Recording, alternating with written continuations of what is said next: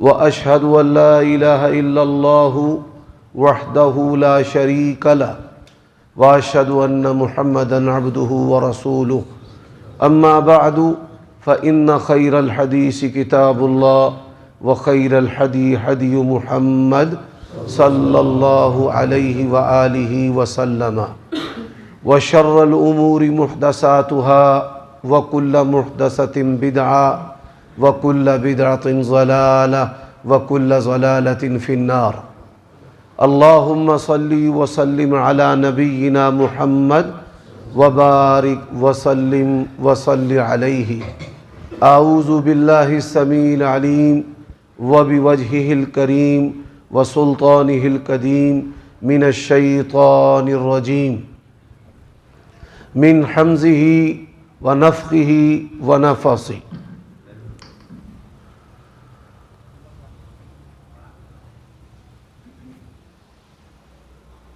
بسم الله الرحمن الرحيم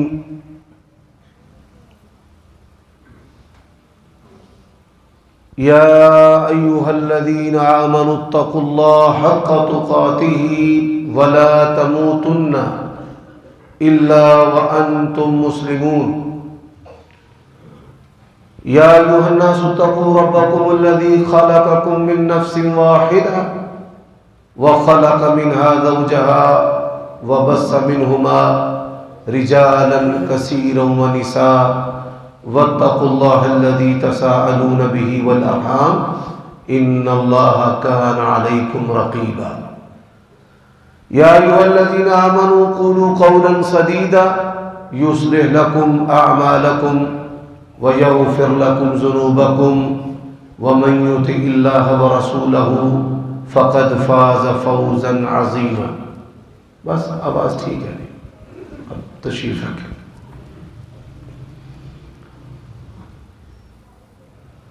عیوب اور نقائص سے منزہ اور پاکیزہ تمام قسم کی حمد و ثنا اللہ وحدہ لا شریک لہ کے لیے، اور درود و سلام شفیع للمذنبین خاتم النبیین رسول کریم رؤوف الرحیم صلی اللہ علیہ وآلہ وسلم کی ذات اقدس پر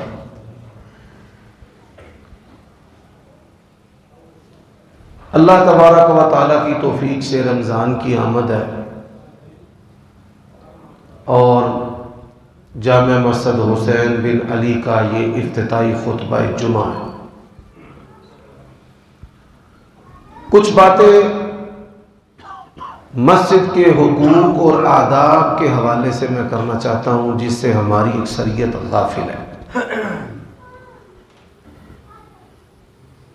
اور کچھ باتیں رمضان ہم نے کیسے گزارنا ہے اس حوالے سے کرنا چاہتا ہوں۔ اللہ تبارک و تعالی نے انسانوں کی رشد و ہدایت کے لیے انبیاء علیہم الصلاۃ کو مبعوث کیا ہے،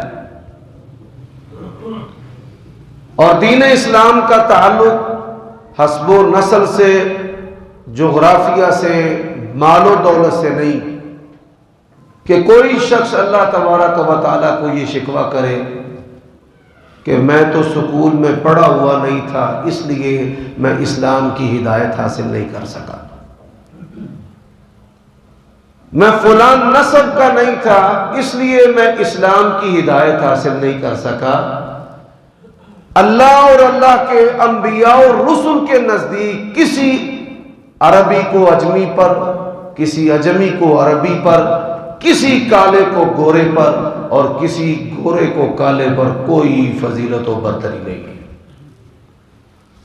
اور نہ ہی رشد و ہدایت کا تعلق پیسے کے ساتھ ہے کہ جھونپڑیوں میں رہنے والے جو بے مال لوگ ہیں وہ اللہ تبارک و تعالیٰ کے سامنے یہ عذر پیش کرتے کہ اے پروردگار ہمارے پاس تو مال نہیں تھا اس لیے ہم ہدایت سے اور دین اسلام سے دور رہے۔ دو نعمتیں اللہ کی ایسی ہیں جو ہر انسان کے لیے برابر ہے، ایک رزق جس کا دین، مذہب، رنگ و نسل سے کوئی تعلق نہیں، اللہ نے کہا ہے نحنو قسمنا بینکم المعیشہ، یہ رزق جو ہے یہ ہم تمہارے درمیان تقسیم کرتے ہیں، اور دوسری جو ہے وہ ہدایت ہے۔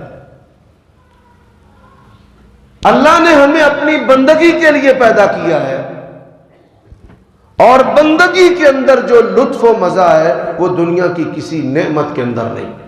نعمتوں کے ذائقے ہیں، نئے لباس اور جوتے کا ایک ذائقہ ہے، انسانی بدن، جسم، عقل پر فرحت اور شادمانی کے اثرات نظر آتے ہیں، زبان کے ذائقے ہیں، میاں بیوی کے تعلق کا ذائقہ ہے، اور اللہ تبارک و تعالیٰ نے کہا ہے والذین آمنوا اشد حبا للہ، جو ایمان والے ہیں وہ اللہ تبارک و تعالیٰ سے سب سے بڑھ کر محبت کرتے ہیں۔ اور جس بندے کے اندر یہ سوچ ہو کہ میں اللہ تعالیٰ اور اس کے رسول کی محبت کو نہیں چھوڑ سکتا، جسم کو چھوڑ سکتا ہوں، جان کو چھوڑ سکتا ہوں، فرمایا جتنا آگ میں جلایا جانا یہ بندے کو ناپسندیدہ ہے، اس سے بڑھ کر اس کو ناپسندیدہ ہو کہ میں نے اللہ تعالیٰ اور اس کی محبت کو، نبی علیہ الصلوۃ والسلام اور اس کے رسول کی محبت کو نہیں چھوڑا۔ حضرات بالکل اسی طرح اللہ تبارک و تعالی اور انبیاء اور رسل نے اس طبقاتی انسانی تقسیم کو ختم کرنے کے لیے کہ اللہ تبارک و تعالی کی بندگی میں سب یکساں ہیں، اسلام نے ہمیں مسجد کی صورت میں ایک مرکز دیا ہے کہ جس کے بارے میں شاعر نے کہا ہے ایک ہی صف میں کھڑے ہو گئے محمود و ایاز، نہ کوئی بندہ رہا نہ کوئی بندہ نماز۔ بادشاہ بھی وہاں پر ہے، فقیر بھی وہاں پر ہے، اور اس کے ساتھ آنے والا کسی کے اختیار میں نہیں ہے کہ وہ کس حلیے میں آئے، کیسا ہو، میلا کچیلا ہو۔ تو اللہ تبارک و تعالیٰ نے روئے زمین پر جو سب سے پہلے ہدایت کا مرکز بنایا وہ بھی ایک مسجد ہے۔ ان اول بیت وضع للناس للذی ببکۃ مبارکہ وہدی للعالمین۔ دنیا کے اندر جتنے بھی مذاہب ہیں، ادیان ہیں، کسی کے پاس آج اپنا مرکز نہیں ہے۔ ویٹیکن سٹی کی مرکزیت عیسائیوں کا ایک فرقہ تسلیم کرتا ہے۔ اسلام کی سچائی اس سے بھی واضح ہوتی ہے۔ نبی علیہ الصلوۃ والسلام نے فرمایا من صلی صلاتنا واستقبل قبلتنا واکل ذبیحتنا فذلک المسلم۔ آج ہر فرقے نے مسلمان کی تعریف الگ کی ہوئی ہے۔ نبی علیہ السلام نے فرمایا ہماری نماز پڑھنے والا اور ہمارے قبلے کی طرف منہ کر کے نمازیں پڑھنے والا اور ہمارا ذبیحہ کھانے والا جو ہے مسلمان۔ تو اللہ تعالیٰ نے ہمیں ہدایت کا مرکز جو ہے وہ مسجد کی صورت میں دیا ہے۔ اللہ تبارک و تعالیٰ کی ضد میں بتوں کو، پتھروں کو، قبروں کو، ہستیوں کو پوجا گیا، نبیوں کی بندگی کی گئی۔ حضرت عزیر اور حضرت عیسیٰ علیہ السلام کو اللہ کا بیٹا بنایا گیا۔ حضرات اسی طرح انبیاء اور رسل کے مقابلہ میں لوگوں نے اپنے بناوٹی لیڈروں کی پیروی کی ہے۔ اللہ نے زندگی کے تمام شعبوں میں جس شخصیت کو آئیڈیل اور نمونہ بنایا ہے اس کو نبی اور رسول کہتے ہیں، اور وہ جناب محمد الرسول اللہ صلی اللہ علیہ وسلم، جن کے بعد نہ کوئی نبی پیدا ہو سکتا ہے اور نہ ہی کسی کو نبوت اور رسالت مل سکتی ہے۔ اسی طرح لوگوں نے مساجد کو چھوڑ کر آج آستانوں کو مسجد کی ضد میں بناوٹی خود ساختہ جو ہدایت ہے جس نے امت کو پھاڑ کے رکھ دیا ہے، لوگوں نے اس کو اختیار کیا ہوا ہے۔ تو ایک مسلمان کے لیے سب سے جو مبارک چیز ہے وہ یہ ہے کہ اس کا تعلق جو ہے وہ مسجد کے ساتھ جڑا ہو۔ اب یہ جو مسجد ہے جس جگہ پر مسجد ہو اللہ تبارک و تعالیٰ کا عذاب جو ہے وہاں پر نازل نہیں ہوتا. اور نبی علیہ الصلوۃ والسلام نے فرمایا جب اذان دی جاتی ہے، فرمایا کئی کلومیٹر نبی علیہ السلام نے مدینہ میں ایک مقام کا نام لیا جو کئی کلومیٹر دور تھا. فرمایا شیطان جو ہے وہاں پر بھاگ جاتا ہے اور اس کی حالت جو ہے وہ ناقابل دید ہوتی ہے، انتہائی مکروہ، کہ پاد مارتا ہوا بڑی بے بسی کی حالت میں وہ بھاگ جاتا ہے. حضرات،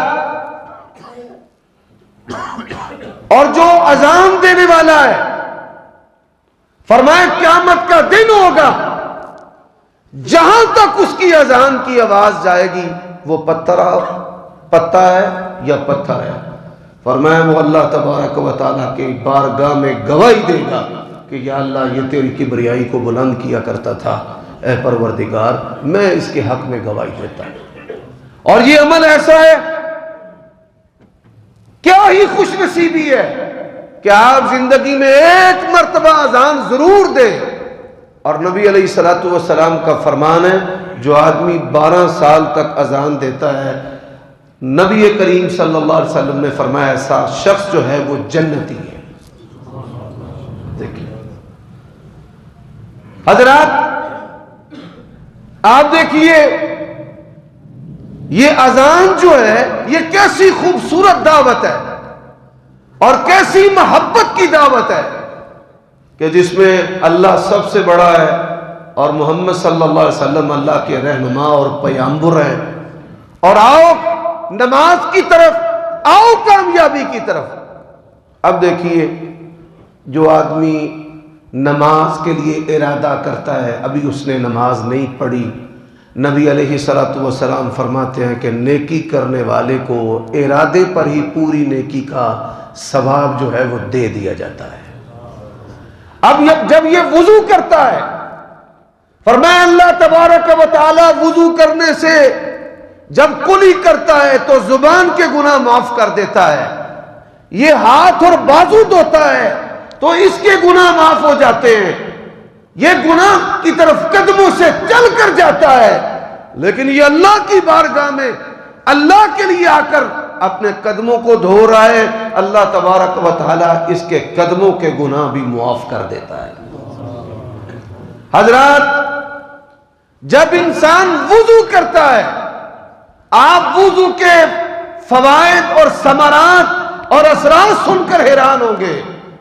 اگر آپ وضو میں کوئی جادوگر من الجن والانس آپ کو نقصان نہیں پہنچا سکتا. اگر آپ وضو میں ہائی بلڈ پریشر کے علاج کے لیے اور وسیلے آدمی کے علاج کے لیے شریعت کی تلقین ہے کہ ایسا آدمی جو ہے وہ وضو کرے. اللہ تبارک و تعالی شیطان کا یہ حملہ جو ہے یہ اس سے ٹال دیتا ہے. حضرات، نبی علیہ الصلوۃ والسلام سے پوچھا گیا اتنے انبیاء ہوں گے، اتنے انسان ہوں گے، آپ اپنی امتی کو کیسے پہچانیں گے؟ فرمایا ان امتی یاتون یوم القیامت غرا محجلین من آثار الوضوء. جس طرح بھینس اس کے چاروں جو کھر ہیں اس پر سفیدی ہوتی ہے اور اس کے ماتھے پر سفید نشان ہوتا ہے جس کو پنجابی زبان میں بلی کہتے ہیں، ایسا جانور جو ہے وہ دوسرے جانوروں میں ممتاز ہوتا ہے اور قیمت کے لحاظ سے مہنگا ہوتا ہے. فرمایا اسی طرح میری امت کے لوگ قیامت کے دن آئیں گے، وضو کے اعضاء ان کے چمک رہے ہوں گے اور میں وضو کے اعضاء سے پہچان لوں گا کہ یہ میری امت کا فرد ہے. اس حدیث کو سننے کے بعد حضرت ابو ہریرہ شیخ الاسلام والمسلمین، یہ جو وضو کے اعضاء ہیں وہ یہ پورے بازو دعایا کرتے تھے کہ قیامت کے دن جو ہیں یہ میرے پورے بازو اور گھٹنوں تک اپنی پنڈلیوں کو دھوتے، مبالغہ کرتے کہ قیامت کے دن یہ میرے بدن کے اعضاء جو ہیں یہ چمک رہے ہوں گے. میرے بھائیوں دوستو، اب آپ نے اپنے گھر سے وضو کیا ہے اور آپ نے مسجد کی طرف چلنا شروع کر دیا ہے. آپ اللہ کی زمین پر نہیں چل رہے، آپ جنت کے رستوں پر چل رہے ہیں، اور اگر اسی کے دوران کسی کی موت واقع ہو جاتی ہے، فرمایا سیدھا اللہ تبارک و تعالیٰ کی جنت میں ہے۔ آپ جب باوضو ہو کر مسجد کی طرف آتے ہیں، ہر قدم کے بدلے نیکی ملتی ہے، ہر قدم کے بدلے گناہ معاف ہوتا ہے، اور مسجد میں آیا، داخل ہوا ہے، ابھی اس نے نماز نہیں پڑھی، فرمایا اللہ تبارک و تعالیٰ ایک مقبول عمرے کا ثواب اس کے نامہ اعمال کے اندر لکھ دیتے۔ اب دیکھیں، آج شیطان نے ہمیں قرآن سے دور کیا ہے، توحید سے دور کیا ہے، رسالت سے دور کیا ہے، سنت سے دور کیا ہے، اور اسی طرح شیطان نے ہمیں مسجدوں سے بھی دور کر دیا ہے۔ آپ دیکھیے، ہم نماز پڑھتے ہیں اپنی مرضی سے، تکبیر اولیٰ کی پرواہ نہیں، اور نبی علیہ الصلوۃ والسلام آپ کیا فرماتے ہیں کہ میرا جی چاہتا ہے امام کھڑا کروں، اور جو نمازوں میں جماعت سے پیچھے رہتے ہیں ان کے گھروں میں آگ لگوا دوں اگر مجھے بچوں کا اور بوڑھوں کا خوف نہ ہو۔ حضرات، میں چند جزوی چیزیں آپ کو بتاتا ہوں۔ نماز کی اہمیت و فضیلت تو ایسی ہے کہ انسان اس کا پورا تصور نہیں کر سکتا، اس کے فوائد اتنے ہیں۔ آپ دیکھیے کہ انسان جب مسجد کے اندر آتا ہے، فرمایا جب تک جماعت نہیں کھڑی ہوتی تب تک اس کو فرض نماز پڑھنے کا ثواب برابر ملتا رہتا ہے، اور سلام پھیرنے کے بعد جب تک وہاں بیٹھا رہتا ہے اللہ فرشتے مقرر کر دیتا ہے کہ میرا بندہ میرے گھر میں بیٹھا ہے، اس کے لیے دعائیں کرتے جاؤ کرتے جاؤ کرتے جاؤ۔ آپ صف میں کھڑے ہوتے ہیں، دائیں طرف ہو کر کھڑے ہوتے ہیں، فرمایا اللہ تبارک و تعالی صفوں کے اندر کھڑے ہونے والے اور پھر دائیں طرف کھڑے ہونے کا اہتمام کرنے والے جو ہیں، فرمایا اللہ تبارک و تعالی ایسے لوگوں پر اپنی رحمتیں نازل کرتا ہے۔ اور حضرات، آج ایک بہت بڑی غفلت وہ اللہ تبارک و تعالی سے مانگنے میں کوتاہی کی غفلت ہے، اور آپ یہ سن کر حیران ہوں گے، سب سے زیادہ دعاؤں کی قبولیت کے جو اوقات ہیں وہ نمازوں کے ساتھ ہیں۔ آپ صلی اللہ علیہ وسلم نے فرمایا ہر فرض نماز کے بعد اللہ دعا قبول کرتا ہے، ہر سجدے میں اللہ دعا قبول کرتا ہے۔ فرمایا سلام والا جو تشہد ہے اس کے اندر بھی دعا مانگا کرو، قامن ان یستجاب لکم، فرمایا قریب ہے کہ اللہ تبارک و تعالیٰ تمہاری دعاؤں کو قبول کرے۔ تو یہ باتیں میں چند جزوی طور پہ آپ کے سامنے کرنا چاہتا تھا۔ اب تعمیر مساجد کے حوالے سے بعض علاقوں میں بڑی عمدہ اور بڑی عالی شان مساجد ہیں، بنانے والوں نے محبت کی انتہا کر دی ہے لیکن ویران ہے۔ تو تعمیر مساجد سے مراد دو طرح کی چیزیں ہیں، ایک اس کی عمارت، اس کی ضروریات، اور دوسری جو سب سے اہم چیز ہے وہ اس کے نمازی ہیں۔ آج مسجدیں پکی ہیں، نمازی کچے ہیں، اور پہلے ادوار میں مسجدیں کچی ہوا کرتی تھی اور نمازی جو ہیں وہ پکے ہوا کرتے تھے۔ آج ہمارے نیچے گلیچے ہیں، اے سی چلتے ہیں، اور فوم میں بچھا ہوا کہ ہمیں سجدہ کرتے ہوئے تکلیف نہیں ہوتی، لیکن آپ تصور کیجئے صحابہ کرام کہتے ہیں نبی علیہ السلام کے پیچھے ہم نمازیں پڑھتے تھے، اور سجدہ جب کرنا ہوتا تو ہم کیا کرتے، اٹھتے ہوئے کنکر اپنی مٹھی میں لے لیتے، مٹھی میں ٹھنڈے ہو جاتے، پھر ان کو پیشانی کی جگہ پر رکھتے اور ان کے اوپر پھر ہم سجدہ کیا کرتے تھے۔ یہ حالت تھی مسجد نبوی۔ حضرات ان کا لباس پہنتے تھے،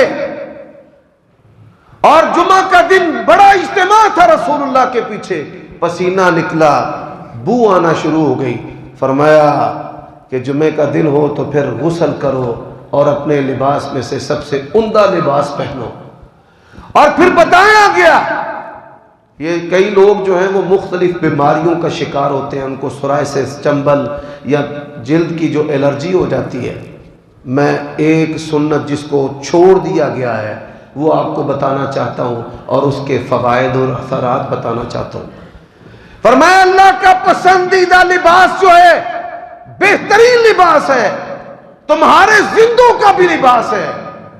اور انسان جب قبر میں جاتا ہے اور اس کے پاس کچھ نہیں ہوتا اور اس کی اللہ سے اور اللہ کے فرشتوں سے ملاقات ہونی ہے تو پھر اس کا لباس سفید ہوتا ہے.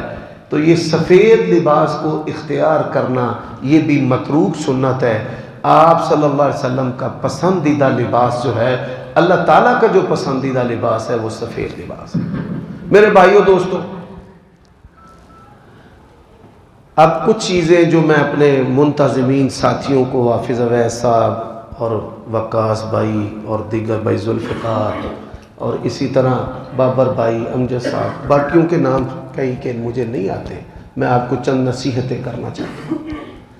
مساجد کے اندر ایسی مساجد کہ جن کے اندر شیطانوں کے بسیرے، مساجد میں شیطانوں کے بسیرے، جی ہاں، ہر مسجد کے اندر الا ماشاء اللہ ایک حزب اختلاف ہے، ایک حزب اقتدار ہے.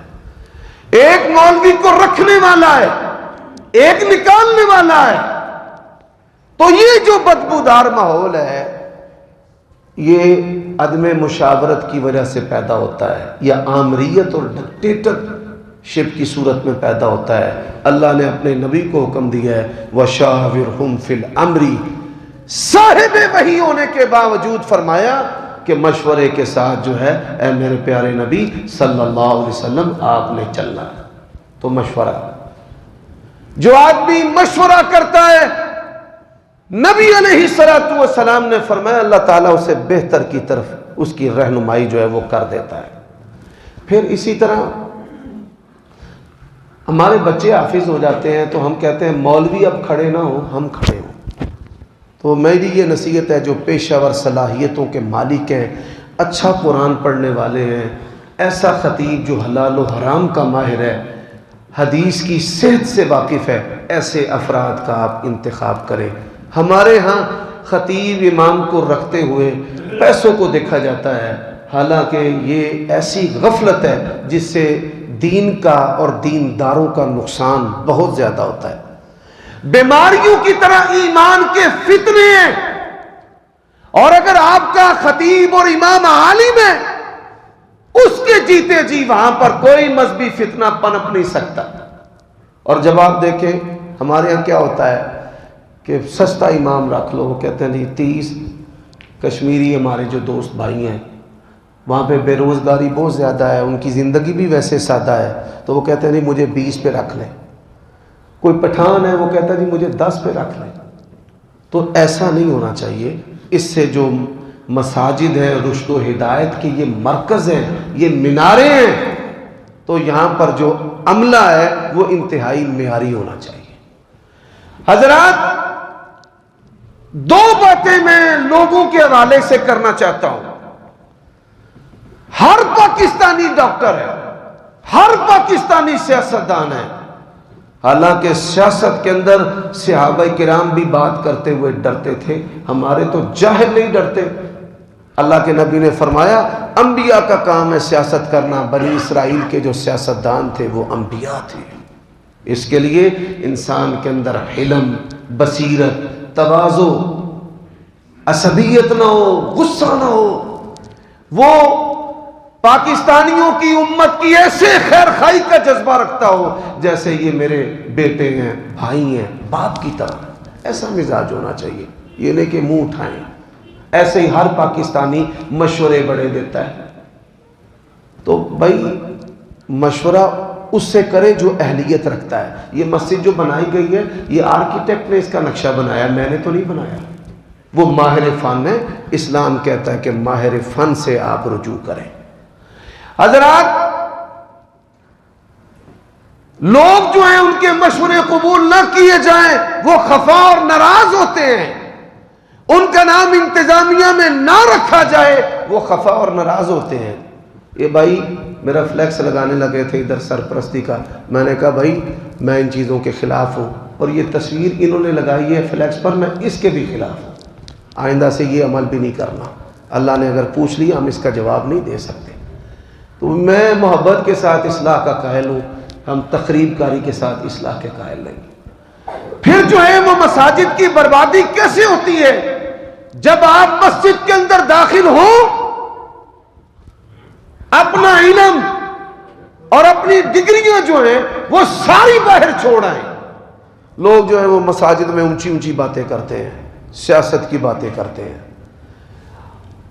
قومیت کی باتیں کرتے ہیں، بدبودار گفتگو کرتے ہیں، جس سے مساجد کا جو تقدس ہے وہ جو ہے وہ پامال ہوتا ہے. تو یہ میری گزارش ہے آپ سے کہ آپ جب مسجد میں آئیں تو کوشش یہ کریں کہ آپ بات نہ کریں. مسجد نبوی کے اندر دو اجنبی آ گئے، آپس میں باتیں کرنا شروع کر دی. عمر بن خطاب رضی اللہ تعالی عنہ نے کہا کون ہو تم؟ فلاں فلاں جگہ سے آئے ہیں. فرمایا اگر اجنبی نہ ہوتے تمہاری کمر پر درے مارتا کہ تمہیں پتہ چل جاتا کہ یہ جو مساجد ہے نا یہ باتوں کے لیے نہیں بنائی گئی، اللہ کے ذکر اور عبادت کے لیے بنائی گئی. یہ بھی ایک چیز کو سمجھیں.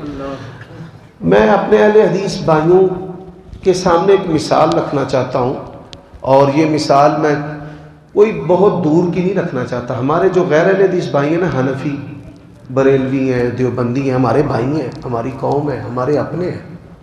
اب دیکھیں ان کی مساجد کے اندر سناٹا ہوتا ہے، خاموشی ہوتی ہے. تو یہ ایک بہت قابل تعریف عمل ہے.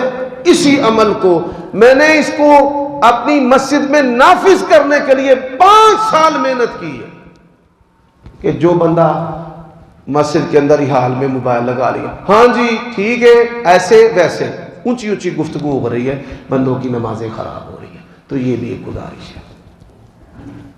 یہ باتیں میں نے مساجد کے حوالے سے کی ہیں. اب جو ہے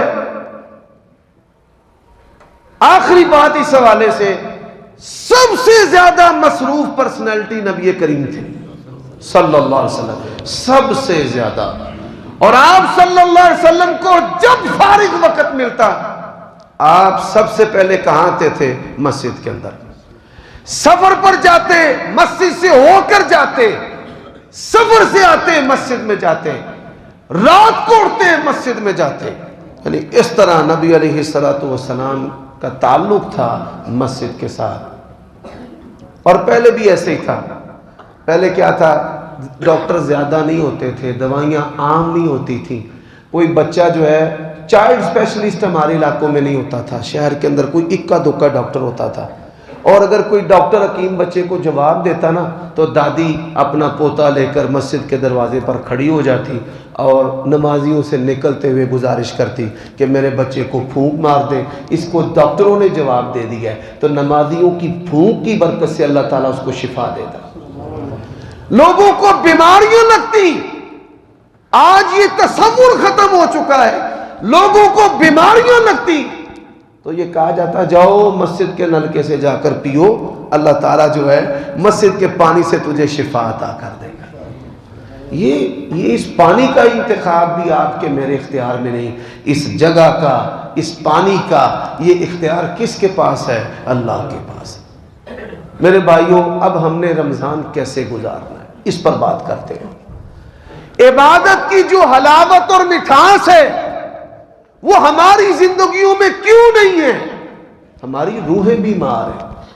انسان کو جب بخار ہوتا ہے جتنی بھی نعمتیں ہیں ان نعمتوں کا ذائقہ جو ہے اس کو کڑوا لگنا شروع ہو جاتا ہے. اور جب بخار 102 یا اس سے زیادہ ہو جائے تو اس کی بھوک ہی مر جاتی ہے. اسی طرح اللہ تعالیٰ اور اس کے رسول کی محبت کی بھوک ہماری مر گئی. اور اسی طرح ذائقہ جو ہے وہ ہماری زبانوں کا کڑوا ہو چکا ہے. ہمیں بے چینی ہوتی ہے اذان کی آوازوں سے. پہلے لوگ ترستے تھے، کہتے تھے چپ کر جاؤ اذان ہو رہی ہے. اب لوگ جو ہے وہ ٹیلی ویژن بھی، گانے بھی بند نہیں کرتے، اذان کی پرواہ نہیں کرتے. ان کو چڑ ہوتی ہے کہ اذان جو ہے وہ کیوں ہو رہی ہے. میرے بھائیو دوستو، یہ اذان جیسے میں نے آپ کو کہا کہ یہ امن کی علامت ہے. جس دھرتی پر اذان ہے آسمان کے رب کو بھی پیغام ہے. یہاں پر تیرے ایسے بندے رہتے ہیں کہ جن کو تیری رحمت کی ضرورت ہے. تو ایک تو یہ اس طرح کے مزاج بن چکے ہیں. مسجدوں سے چڑ ہے, مولویوں سے چڑ ہے. اچھا بھئی ہزار میں کوئی اکا دکا مولوی برا ہوگا, اور ہم کیا کہتے ہیں, شیطان نے ہمارے دماغوں میں مولویوں کا غصہ ڈالا ہوا ہے. جے مولوی بخشے گئے نا تے اساں چھالا مار دینا. یہ حالت ہے ہماری. وہ اکا دکا بری مثال جو ہے, اسی طرح ہمارے ہاں مثال ہے من حرامی تے حجتاں ٹیر. بے نمازیوں کو شیطانوں نے دلیلیں دی ہوئی ہیں بچے مسجد میں نہ جائیں. حضرات اللہ کے نبی قرآن پڑھیں, کیا عالم اور فضا ہوگی. لیکن بچے جو ہیں وہ مسجد نبوی میں اتنے آتے تھے, اگر کوئی بچہ روتا تو اللہ کے نبی اپنی نماز مختصر کر دیتے. کبھی کسی بچے کو مسجد میں آنے سے رسول اللہ نے منع نہیں کیا. بلکہ آپ یہ سن کر حیران ہوں گے, اتنی پرہیبت شخصیت ہے رسول اللہ کی. صحابہ کہتے ہیں اللہ کی قسم ہم آنکھیں بھر کر آپ کا چہرہ نہیں دیکھ پاتے تھے. ساڑی جرت ہی نہیں سی نبی پاک نو ایک نظر پار کے دیکھ لئیے. لیکن بچے وہ نبی علیہ السلام کی گودی میں بیٹھ جاتے. آپ کی مور نبوت تھی, شانے کی ہڈی کے پاس کسی کی جرت نہیں تھی, تو بچے اس کو پکڑتے اور اس کے ساتھ کھیلنا شروع کر دیتے. تو یہ جو بے تکلفی ہے اس کا مقصد بھی کیا تھا کہ ان کے دلوں کے اندر مسجد کی جو محبت ہے وہ پیدا ہو جائے. اپنے بچوں کو اپنے ساتھ لائیں, اپنے بچوں کے سامنے روئیں, اپنے بچوں کے ہاتھوں سے مال خرچ کریں کہ ان کو پتا ہو کہ یہ باپ کا مال نہیں ہے, یہ کس کا مال ہے, اللہ کا مال ہے. یہ ان چیزوں کا فقدان ہوتا جا رہا ہے. روحیں بیمار ہیں. اور یہ میرے بھائیوں اب کچھ چیزیں ہیں جن کے ساتھ ہم نے رمضان گزارنا ہے. پہلی چیز, ہم نے دعا کو, اللہ کو جو پکارنے کا عمل ہے نا, کافر بھی اللہ کو پکارے, ہندو بھی پکارے, داریا بھی پکارے. اللہ نے کہا ہے, یہ نہیں کہا کہ مسلمان پکارے تو میں سنتا ہوں. فرمایا وَإِذَا سَأَلَكَ عِبَادِي أَنِّي فَإِنِّي قَرِيبٌ وَقَالَ رَبُّكُمُ ادْعُونِي. شیطان نے اللہ کو کہا تھا انذرنی الی یوم یبعثون, مجھے قیامت تک کے لیے زندگی مہلت دے, قوت دے. اللہ نے کہا جا انک من المنذرین, دے دی مہلت تجھے. تو اللہ تعالیٰ نے تو کبھی کافروں کو محروم نہیں رکھا. ہم مسلمان ہو کر جو ہیں وہ اللہ سے مانگتے نہیں ہیں. اچھا, مانگنے کا جو عمل ہے نا, یعنی دعاؤں کو ہم نے بڑی معذرت کے ساتھ, سخت جملہ ہے, جیسے کسی چیز کو کان سے پکڑ کر زندگی سے باہر نکالا جاتا ہے, ایسے ہم نے دعاؤں کو نکال دیا. یہ جن کی عمر 40 سال ہے, آپ ان سے پوچھ رہے ہیں, ہمارے گھروں میں کتابیں ہوتی تھیں, پیارے رسول کی پیاری دعائیں. میں آج انہی 40 سال والوں سے پوچھتا ہوں, کیا آج آپ کے بیٹے کے لیے, بیٹی کے لیے گھر میں پیارے رسول کی پیاری دعائیں ہیں؟ نہیں ہے. ہمارے 40 سال سے اوپر جو افراد ہیں ان کو سورۃ بقرہ کا آخری رکوع آتا ہے, حشر کی آیات آتی ہیں. ہماری بیٹیوں کو سورۃ واقعہ آتی ہے, اور جو جن کی عمر 30 سال سے نیچے ہے, آپ یہ سن کر حیران ہوں گے کہ باوجود وہ اہل حدیث اور اہل سنت ہے لیکن ان کو صحیح کلمہ پڑھنا بھی نہیں آتا. آپ یہاں بیٹھے سوچیں کہ لا الہ الا اللہ ہا پڑھنا ہے, ہو پڑھنا ہے, ہی پڑھنا ہے, کیا پڑھنا ہے, نہیں پتا. ہمیں اداکاروں, فنکاروں کے, فلم سٹاروں کے, خان اور شریف کے اور ان کی ٹیم کے نام تو آتے ہیں, لیکن اگر آج ہم اپنے بچوں کو پوچھیں عشرہ مبشرہ کتنے ہیں اور ان کے نام کیا ہیں, جو اس کائنات کے لیے ماڈل ہیں, آج ہمیں ان کے نام بھول چکے ہیں. آج بچے پیدا ہوتے ہیں, شوق ہے نام ہی ایسا رکھنا ہے جو کسی کا نام نہ ہو, بڑے الٹ پلٹ عجیب و غریب نام رکھتے تھے. اور صحابہ کرام, آپ یہ سن کر حیران ہوں گے, صحابہ کرام حارث بن حارث جو باپ کا نام ہے وہی اس نے نام اپنے بیٹے کا رکھ دیا. 20 25 نسلوں سے محمد بن محمد بن محمد بن محمد بن احمد بن محمد بن محمد، عبداللہ بن عبد الرحمن بن عبداللہ بن عبد الرحمن بن عبداللہ بن عبد الرحمن بن عبداللہ بن عبد الرحمن، اس طرح کے ان کے نام ہیں. آج جن کی کتاب کا قرآن مجید کے بعد درجہ ہے، ساری دنیا ہر مسلمان امام بخاری کے نام کو جانتا ہے. کیا نام ہے امام بخاری کا؟ محمد نام ہے. چند لوگوں کو پتا ہے کہ ان کا نام محمد ہے. اللہ کے نبی نے فرمایا میرے نام پر نام رکھو، اور ہم نے کیا کیا؟ شیطان نے عقیدت داخل کی، نبی کی سنت اور حکم چھوڑ دیا. انہوں نے کہا محمد نام نہیں رکھنا، بے ادبی ہو جانی ہے، یہ خود ساختہ چیز ہے. اور رسول اللہ کا حکم ہے میرے نام پر نام رکھو، احمد رکھو، محمد رکھو. فرمایا انا محمد انا احمد انا حاشر انا العاقب. اللہ کے نبی نے بڑے محبت اور فخر سے، اللہ کی توفیق سے جو اللہ نے ہمارے نبی کو شان عطا کی، آپ نے اپنے نام بتائے. فرمایا میں محمد ہوں، میں احمد ہوں، میں عاقب ہوں، میں حاشر ہوں، میں خاتم ہوں. یہ اللہ کے نبی، میں ماہی ہوں، میں ایسا ماہی کہ اللہ نے جس کے ساتھ کفر کو مٹا کے رکھ دی. تو دعائیں نہیں آتی. اللہ کے نبی کیا دعائیں کرتے تھے، سب سے زیادہ کیا پڑھتے تھے، نہیں پتا. یہ اس کا علم اٹھ جانا یہ اللہ تعالیٰ کی ناراضگی یا آزمائشوں کی ایک بہت بڑی علامت ہے. حضرات دوسری جو چیز ہے وہ کیا ہے؟ ایک آدمی دعا کرتا ہے نا، آپ کو پتا ہے کہ دعا ایسی عبادت ہے جس سے اللہ سب سے زیادہ خوش ہوتا ہے. اللہ کا یہ کہنا ہے جو مانگتا ہے میں اس سے راضی ہوتا ہوں، اور جو نہیں مانگتا میں اس سے راضی نہیں ہوتا. لیکن دو بندے ایسے ہیں جن کو اللہ مانگنے والے سے بھی زیادہ دیتا ہے اور مانگنے والوں سے بھی زیادہ اللہ ان پر راضی ہوتا ہے. ایک بندہ وہ ہے جو قرآن پڑھنے والا ہے، ایک آدمی آنسو بہا کر مانگی جا رہا ہے. ایک کہتا ہے نہیں، میں نے قرآن پڑھ پڑھ کے اللہ کو منانا ہے، اس کو راضی کرنا ہے. نبی علیہ السلام نے فرمایا، حدیث قدسی ہے، اللہ فرماتے ہیں کہ قرآن پڑھنے والے کو مانگنے والے سے بھی میں بہتر اور افضل عطا کروں گا. تو رمضان آپ نے قرآن کے ساتھ جو ہے وہ، اللہ کی قسم اس کے گھر میں کھڑا ہوں. ہماری ایک نیک خواہش تھی پورے خاندان کی. میری عادت ہے، میرے خاندان کے افراد بھی بیٹھے ہیں، کہ افطاری سے پہلے ہم سارے گھر والے بوڑھے بچے دسترخوان پر جمع ہو جاتے ہیں اور دعائیں کرتے ہیں.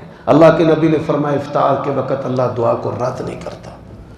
میں نے 2 سال آزما کر دیکھا ہے. افطاری سے پہلے میں قرآن مجید پکڑ لیتا ہوں ترجمے والا، اور میں قرآن پڑھتا ہوں، ساتھ ترجمہ پڑھتا ہوں، اپنے بچوں کو بچیوں کو قرآن کا ترجمہ سناتا ہوں. اللہ کی قسم ہے اگر کسی کا دل پتھر کی طرح سخت ہے، افطاری کے وقت اس عمل کو آزما کر دیکھیں، آپ کے آنسو ایسے آئیں گے آپ روک ہی نہیں سکیں گے. اچھا پھر وہ میں نے آزمایا، جو خواہش تھی دل میں، زبان پر نہیں میں اس کو لایا، لیکن قرآن ہی پڑھتا گیا افطاری کے وقت. اللہ تبارک و تعالیٰ نے اس کو اپنے فضل سے پوری شد و مد کے ساتھ پورا کر دیا. یہ اللہ تعالیٰ اور اس کا رسول سچا ہے. ہم نے اپنے آپ کو ٹھیک کرنا ہے اور اس سچائی کو ہم نے حاصل کرنا ہے کہ اللہ تعالیٰ نے بات کہہ دی ہے. کائنات کی ہر چیز غلط ہو سکتی ہے، اللہ کی بات نہیں غلط ہو سکتی. کائنات کی ہر چیز غلط ہو سکتی ہے، رسول اللہ کی بات غلط نہیں ہو سکتی. تو آپ آزماتے کیوں نہیں؟ اس سچائی کو آپ حاصل کیوں نہیں کرتے؟ حضرات تیسرا عمل جس کے ساتھ ہم نے رمضان گزارنا ہے وہ ذکر ہے. جس طرح قرآن پڑھنے والے کو دعا کرنے والے سے افضل ملتا ہے، اسی طرح ذکر کرنے والے کو بھی دعا کرنے والے سے افضل ملتا ہے. اور کیا ہی کہنے ہیں، انسان قرآن بھی پڑھے، ذکر بھی کرے اور دعا بھی کرے اور ساری چیزوں کو جمع کر لے. میرے بھائیوں دوستو، آپ نے اس رمضان کو قرآن کے ساتھ گزارنا ہے، ذکر کے ساتھ گزارنا ہے، دعا کے ساتھ گزارنا ہے۔ آپ ان کتابوں کو خرید لیں۔ آپ یہ سن کر حیران ہوں گے، یہ جو چھاپے خانے والے ہیں نا، آج ان لوگوں نے بھی اپنے سروں پر اپنے بازو رکھے ہوئے ہیں کہ پاکستان میں ایسا وقت آ چکا ہے کہ قرآن مجید کی خریداری جو ہے وہ آہستہ آہستہ کم ہوتی چلی جا رہی ہے۔ اگر کوئی 1,00,000 نسخے بیچتا تھا، 10,000 پہ آیا، وہ 10,000 والا 1,000 پہ آیا۔ آج 1,000 والا جو ہے وہ بھی پریشان ہے کہ امت کر کیا رہی ہے۔ موبائل کو پکڑنا ثواب نہیں ہے، قرآن کو ہاتھوں میں پکڑیں گے نا، یہ ہاتھ گواہی دیں گے، اللہ ہم گواہی دیتے ہیں اس نے ان ہاتھوں کے ساتھ تیری کتاب کو پکڑا ہے۔ قرآن کو پکڑنا بھی باعث نجات ہے، اس کو دیکھنا بھی عبادت ہے، اس سے محبت کرنا بھی عبادت ہے۔ تو 5 کام یہ رمضان اس کے ساتھ آپ نے گزارنے ہیں۔ پہلا کام کہ قرآن مجید پڑھیں۔ اچھا جی، کئی بندوں کو صحیح پڑھنا نہیں آتا، سن لو، جو قرآن کو صحیح پڑھنے والے ہیں، فرمایا الماہر بالقرآن ما سفرت الکرام البررہ، قرآن کو پڑھنے والے اللہ کے مقرب فرشتوں کے ساتھ قیامت کے دن ہوں گے۔ ہر فرشتے کی جرت نہیں ہے اللہ کے پاس جائے، جو اللہ کے قریبی فرشتے ہیں ان کے ساتھ قرآن کے ماہر ہوں گے۔ اور فرمایا والذی یقرأ القرآن وهو یتقاقا، قرآن پڑھتا ہے جوڑ کر کر کے، یا ایھا المدثر اٹک کے، کبھی انگلی کو آگے چلاتا ہے، کبھی پیچھے چلاتا ہے، کبھی دیکھتا ہے غلطی تو نہیں ہو گئی مجھ سے، مجہول پڑھتا ہے، سبح اسم ربک الاعلی، اعلیٰ پڑھتا ہے۔ تو ایسا بندہ آپ کے لیے بھی بشارت ہے۔ فرمایا والذی یقرأ القرآن وهو یتقاقا فلہ اجران، فرمایا وہ بندہ جو قرآن پڑھتا ہے اور اٹک کے پڑھتا ہے، ایسے بندے کے لیے دوہرا اجر ہے۔ اور میں اپنے اہل حدیث بھائیوں سے شکوہ کرنا چاہتا ہوں، میں نے آپ میں بدخلقی دیکھی ہے، زبانوں کی سختی دیکھی ہے، دلوں کی سختی دیکھی ہے۔ یہ کیوں ہے؟ بندہ اللہ رسول والا ہو، توحید سنت والا ہو تو اللہ کے نبی نے کیا فرمایا؟ ان اثقل شیء فی المیزان حسن الخلق، میزان میں سب سے وزنی جو چیز ہے وہ اچھا اخلاق ہے۔ یہ کیوں نہیں ہے ہمارے اندر؟ اس لیے نہیں کہ قرآن نہیں، ذکر نہیں، دعائیں نہیں، اور یہ تینوں چیزیں کیوں نہیں کہ فکر نہیں۔ فکر کس بات کی؟ اللہ کے نبی سے پوچھا گیا عقل مند مومن کون ہے؟ عقل مند، فرمایا عقل مند مومن جو ہے وہ ہے جو اپنی زندگی کے اندر اپنے مرنے کی تیاری کرتا ہے۔ ہم جنازے پڑھاتے ہیں، آج سے 10 سال پہلے پڑھاتے تھے، بوڑھوں کے پڑھاتے تھے۔ ان 10 سالوں کے درمیان زیادہ جنازے ہم نے پڑھائے ہیں تو جوانوں کے پڑھائے ہیں۔ کوئی ایکسیڈنٹ میں مر رہا ہے، کوئی ویلنگ میں مر رہا ہے، کوئی اوور سپیڈ میں مر رہا ہے، کوئی بیماری سے مر رہا ہے، کوئی برین ہیمریج سے مر رہا ہے۔ کیوں نہ آپ کو دل و دماغ کی بیماریاں پکڑیں کہ جب آپ نے اپنی پیشانی کو سجدے میں رکھنا ہی نہیں ہے۔ آج انگریز وہ ہماری عبادات کو اختیار کر رہے ہیں۔ وہ کیا کہتے ہیں؟ جو آرگینک اور غذا کے ساتھ اور ایکسرسائز کے ساتھ انسانی صحت کے قائل ڈاکٹر ہیں دنیا کے اندر بڑے بڑے، وہ کہتے ہیں وضو کے ساتھ بیماریاں ختم ہوتی ہیں، ناک کی صفائی سے دماغ صحت مند ہوتا ہے، ناک کی صفائی کرنے والے کو کبھی برین ہیمرج نہیں ہوتا۔ وہ کہتے ہیں جب یہ انسان ناک کی نرم ہڈی پر اپنا ہاتھ ملتا ہے اس کو، اور دیکھو دنیا کے سب سے بڑے طبیب محمد رسول اللہ نے ناک کی صفائی کا طریقہ بتایا ہے۔ آپ بھی سچے، دین سچا، دنیا کے کسی لیڈر نے نہ استنجا بتایا ہے نہ ناک کی صفائی بتائی ہے۔ سلمان فارسی کہتے ہیں مجھے کافروں نے تانا مانا، تانا یعلمکم نبیکم کل شیء، اور تمہارے نبی نے تمہیں ہر چیز سکھائی ہے، پیشاب پخانہ کرنا بھی بتایا ہے، مذاق اڑایا۔ وہ کہتے ہیں اجل ہاں ہمیں فخر ہے ہمارے نبی نے ہمیں پیشاب اور پخانہ کرنا بھی بتایا۔ اللہ کے نبی نے کیا کہا ہے؟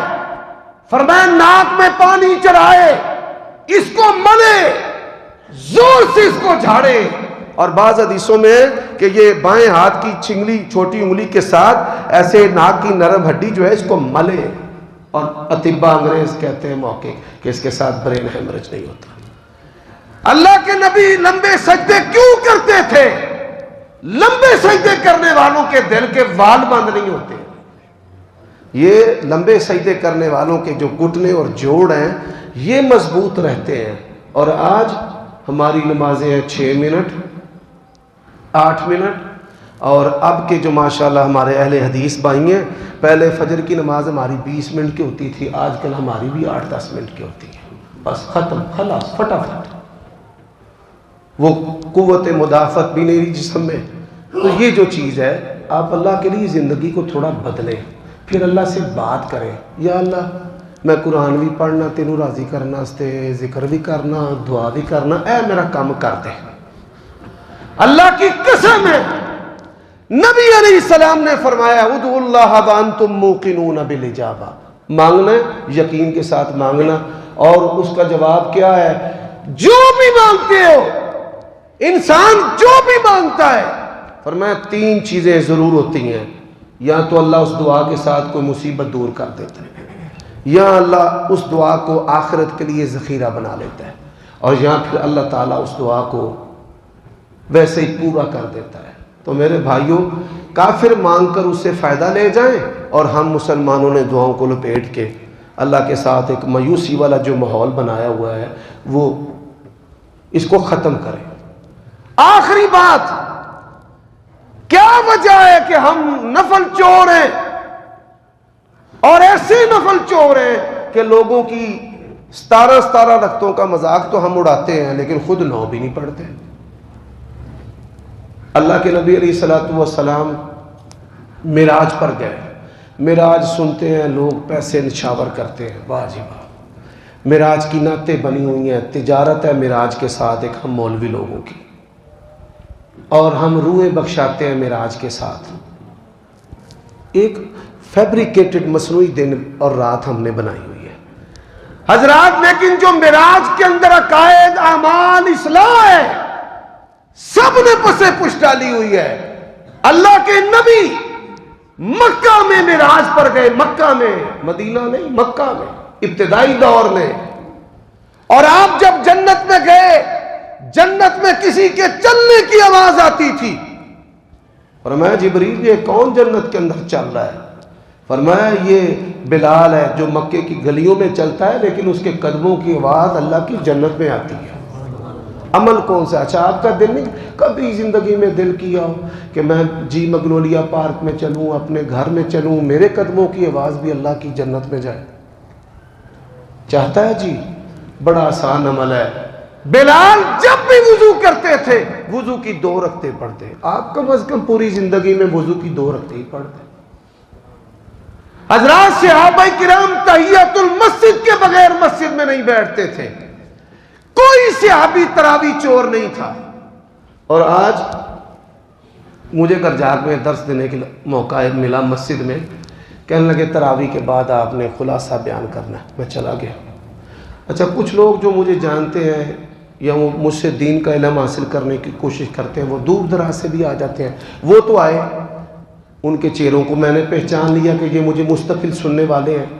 مقامی طور پہ جو وہاں کی مسجد کی آبادی تھی اس میں سے 5 سے یا 7 آدمی ہوں گے، اور انتظامیہ کی لسٹ 20 بندوں کی لگی ہے۔ مولوی تبلیغاں تے گئے نے تے انتظامیہ جڑی وہ کراچ بیٹھی ہے۔ جب آپ لوگوں نے، انتظامیہ نے، یہ بھائیوں نے مجھے کہا کہ نائب امام کون ہوگا؟ خادم؟ میں نے کہا نہیں، نائب امام اگر ہونا ہے تو انتظامیہ میں سے ہونا ہے۔ آپ لوگوں کے لیے یہ ماڈل اور نمونہ بنے کہ جو تاجر اور مالدار ہے اس کے اندر یہ خوبی ہونی چاہیے کہ اللہ کے نبی تاجر تھے، امام بھی تھے، تاجر تھے، خطیب بھی تھے، تاجر تھے۔ یہ ہمارے تبلیغی جماعت والے بھائی عام بندے بیٹھے ہیں اور وہ فضائل اعمال نصاب اپنا پڑھتے ہیں. کیا ہماری مساجد کے اندر انتظامیہ کے افراد ریاض الصالحین نہیں پڑھ سکتے کہ روزانہ ایک آدمی جو ہے وہ ایک حدیث کو بیان کرے؟ اردو کے اندر ہے، ترجمے کے اندر. آج جس طرح ہدایت عام ہو چکی ہے، پہلے علماء ہدایت کے لیے، سنت کے لیے صبر کرتے تھے. آپ یہ سن کر حیران ہوں گے، بڑی مکروہ سی بات آپ کو لگے گی کہ بعض علماء ایسے بھی ہیں کہ ان کے لیے کھانے پینے کو کوئی سامان، اشیاء، چیزیں نہیں تھیں، اور دین حاصل کرنے کے لیے، حفظ کرنے کے لیے، سنت کے لیے، اپنی جان بچانے کے لیے ان کو اپنا پیشاب پینا پڑا. ایسے لوگ بھی تھے. ہمیں قدر ہی نہیں. اللہ کے بندو، تراوی اور تراوی یہ پڑھی کیسی جانی ہے، یہ راز میں آپ کو بتا دیتا ہوں. اگر آپ پیٹ بھر لیں گے نا افطاری کے وقت، یہ پیٹ بہت ظالم ہے. شرمگاہ اور پیٹ، ان دونوں کے حملوں سے، اور تیسرا یہ کھوپڑ، یہ دماغ. کوئی بندہ وہ پی ایچ ڈی سکالر ہو، شیخ الحدیث ہو، مولوی ہو، ولی ہو، ان تینوں کے حملے سے نہیں بچ سکتا. جس کو اللہ بچائے بس وہی بچ سکتا ہے. دماغ، شرمگاہ اور پیٹ. جب آپ پیٹ کو بھر لیں گے نا، ٹین لگا لو، کوئی جم کرنے والا ہو یا کوئی پہلوان ہو، اس کے پیٹ نے پھر تراویح میں اس کی ٹانگیں کھڑی ہونے دینی. سجدہ کرے گا بھرے ہوئے پیٹ کے ساتھ، لمبے لمبے اوکھے اوکھے ساہ لے گا. دو پڑے گا جیسے گاڑی دھواں دیتی ہے، بندے کا جسم کہے گا بس بھائی دو ہی. پہلے 2-3 دن شوق اور پھر پورا مہینہ غائب. پھر گھر لمیا پہ کے نعتاں سن سن کے، قوالیاں سن سن کے رب نو منان ڈے. اور صحابہ کرام فرمایا تمہاری رغبت کو دیکھ کر مجھے ڈر کہ یہ نماز کہیں تمہارے اوپر فرض نہ کر دی. اہل حدیث 5 مسلوں والے نہیں بننا. نمازی اہل حدیث، ذاکر اہل حدیث، اہل سنت. کھانے کے بعد میٹھے کھانے والی سنت پہ عمل نہیں کرنا، اللہ کی بارگاہ میں کھڑے ہونا ہے. اور آپ دیکھیے ہمارے حالات کیسے ہیں. آسمان دنیا، ہماری کائنات کے دروازے پر کون آتا ہے؟ کائنات کا مالک آتا ہے اور کہتا ہے ہاں جی کسی کو کوئی چیز چاہیے. اور ہماری جو نوجوان نسلیں، یہ اس وقت جب اللہ تعالیٰ آسمان دنیا پر ہوتا ہے، یہ سوشل میڈیا کے ساتھ گناہ پر ہوتے ہیں. اور ہم کہتے ہیں ہمارے حالات نہیں بدلتے. جب ہمارے نوجوان مسلوں پر تھے تب یہ جو امت ہے یہ کائنات کو لیڈ کرتی تھی. آج ہمارے بوڑھوں بھی مسلوں پر سے اتر چکے. اللہ سے دعا ہے اللہ مجھے اور آپ سب کو رمضان ان اعمال کے ساتھ جن میں ذکر ہے، کتاب خریدیں ذکر کی، دفتر میں الگ رکھیں، گھر میں الگ رکھیں، دکان پر الگ رکھیں، جیب میں رکھیں، ذکر، تلاوت، پھر دعا مانگیں. آپ کو اللہ نے سب کچھ دیا ہے، اپنی نسلوں کے لیے مانگیں یا اللہ میری نسلوں سے بھی رزق نہ چھیننا. نبیوں کی سنت ہے، ہزاروں سال پہلے کعبہ بنایا تھا بڑی محنت کے ساتھ، اور مزدوری میں ہمارا نبی مانگا یا اللہ ربنا وبعث فیہم رسولا. تو آپ بھی ایسے کریں اپنی نسلوں کے لیے رزق. میں نے دیکھا ہے جو کروڑوں پتی تھے، جو دکانوں کے مالک تھے، وہ انہی دکانوں کے اوپر ان کی اولادیں بیچارے 10-20 ہزار کمانا جو ہے نا وہ لگنا شروع. یہ حالات ہو جاتے ہیں. تو آپ اگر ان چیزوں کے ساتھ، حالات اپ اینڈ ڈاؤن ہوتے ہیں، بندے امیر غریب ہوتے ہیں، لیکن اللہ تعالیٰ نہیں بدلتا، اس کی خیر خائیاں محبتیں نہیں بدلتی. بالکل وہ ہر ایک کے ساتھ. اور اللہ کے نبی نے فرمایا قیامت کا دن ہوگا، یہ نہ سمجھنا یہاں دنیا میں امتحان دیتے ہیں، ممتحن ٹیم جو ہوتی ہے وہ الگ ہوتی ہے، نگران الگ ہوتے ہیں، چیکر الگ ہوتے ہیں، ریلیفر الگ ہوتے ہیں کہ جو بچوں کے نمبر بڑھاتے ہیں کہ چلو جی یہ ٹیم الگ ہے اور بڑھا دو۔ فرمایا قیامت کا دن ہوگا، اللہ اور بندے کے درمیان کوئی بھی نہیں ہوگا، اللہ ہر بندے سے خود بات کرے گا، ہر بندے سے۔ فرمایا لیس بینہ و بین اللہ ترجمان، کوئی بندہ بھی اللہ اور بندے کے درمیان نہیں ہوگا، اللہ خود ہر بندے سے بات کرے گا۔ ہاں بھائی جوانی دی ہے کدھر گزار کے آیا ہے، عمر دی ہے کدھر گزار کے آیا ہے، یہ ساری چیزیں۔ اور آخری بات، جب آپ کوئی گناہ کرتے ہیں نا، آپ کسی نہ کسی خیر سے محروم ہو جاتے ہیں، کسی نہ کسی مصیبت کو دعوت دیتے ہیں، کسی نہ کسی بیماری کو آپ جو ہے وہ دعوت دیتے ہیں جب آپ گناہ کرتے ہیں۔ حافظ ابن قیم فرماتے ہیں کہ کوئی گناہ ایسا نہیں ہے جو انسان کو خیر سے محروم نہ کرے اور کوئی مصیبت اور بیماری جو ہے وہ اس کی طرف لے کر نہ آئے۔ یہ تو میرے بھائیوں دوستوں، آپ رمضان کو ایسے گزاریں، مساجد کے ماحول کو خوشبودار بنائیں۔ آپ بڑے باتونی ہیں، آپ عادت ڈالیں کہ میں نے مسجد میں جانا ہے، نماز پڑھنی ہے، نماز پڑھ کے جوتا پہننا اور گھر، اور جو حسب استطاعت توفیق ہے وہ۔ اور ایک اور چیز ہے آخری جو اسی حوالے سے بات، ہم جو مذہبی لوگ ہیں ہمارا جو رویہ ہے نبیوں جیسا ہونا چاہیے، یہ کرنسی میٹر نہیں چلنا چاہیے، اگر کوئی چندہ دے تو راضی، نہ دے تو ناراض، ماشاء اللہ جی، جزاک اللہ جی، لے آؤ جی، لے آؤ جی، لے آؤ جی، لے آؤ۔ یعنی کیا ہم ٹیکس دیں نمازیں پڑھنے کا؟ اسی آئیے تے مسیطاں چ نوٹ پا کے آئیے، یہ جو ہے نا یہ ماحول بھی نہیں ہونا چاہیے۔ خرچ کرنے والی عادت ہونی چاہیے، لیکن یہ گداگری والا جو ماحول ہے یہ بھی نہیں ہونا چاہیے۔ اللہ سے دعا ہے اللہ مجھے اور آپ کو بندگی کرنے کی توفیق عطا فرمائے۔